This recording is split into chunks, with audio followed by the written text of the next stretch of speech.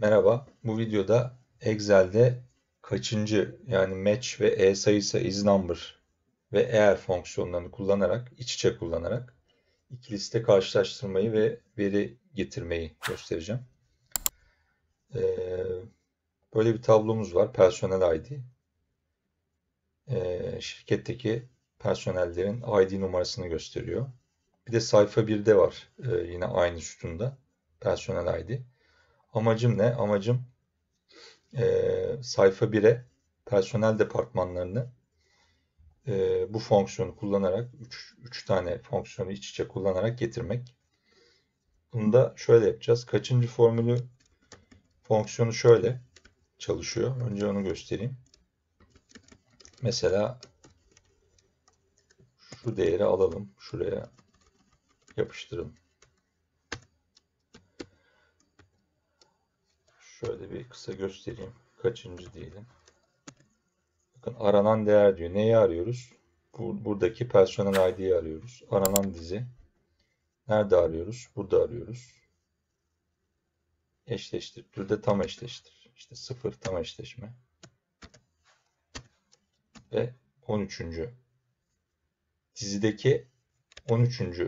satırdaki elemanmış bu. Yani şuna bakalım. Şunu işaretleyeyim şöyle. Bizim seçtiğimiz dizide bakın 13. sırada. Yani kaçıncı bunu gösteriyor. Bu formülden yararlanacağız. Tabii iç içe 3 tane fonksiyon kullanacağız. Personel departman sütunundayız. Eşittir diyorum. Eğer mantıksal sınama formülümüz biliyorsunuz. Sayısı. Sayıyı niye kullanıyoruz? Şimdi anlatacağım. Personel ID hücrelerinde bakın rakam ve harfler aynı anda var, yan yana var. Veya sonunda var, önünde var. Karışık yani.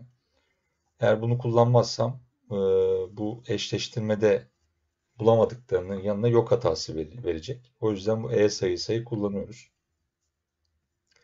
Zaten ne işe yaradığını da burada yazdım.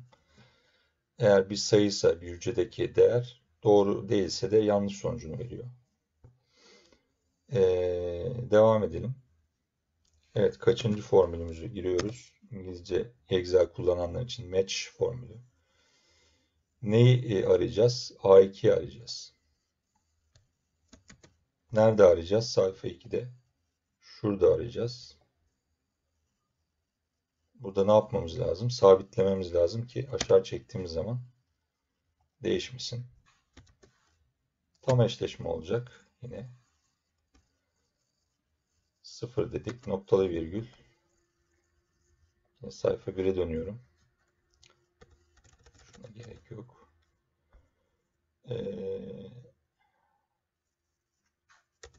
Önce parantezimizi bir kapatalım. 2 tane parantez açtık. 2 tane kapatıyoruz.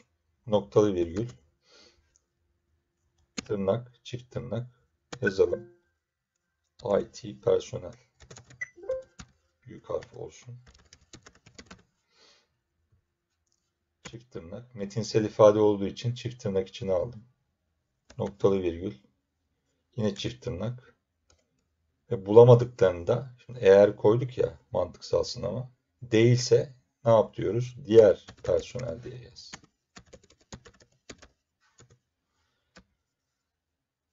Metinsel ifade olduğu için yine tırnak içine alıyoruz. Çift tırnak içine. Ve de parantezimize kapatalım. Evet, IT personel çıktı formülümüzde. Aşağı doğru çektiğimizde bakın.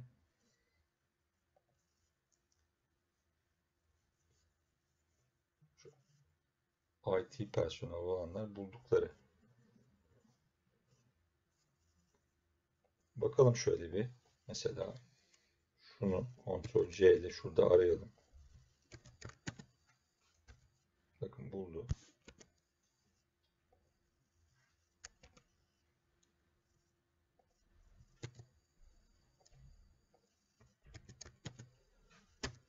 bulduklarının yanına IT personel diye yazdı. Bulamadıkları da örneğin şu. Bulamadıklarının yanına da diğer personel diye yazdı. Şimdi ben ne yapabilirim? Buradan zaten bir filtre koymuşuz. Şöyle bir filtre daha koyalım. Buradan mesela IT personel diye süzdürüp hangi personellerimin IT personel ID'lerini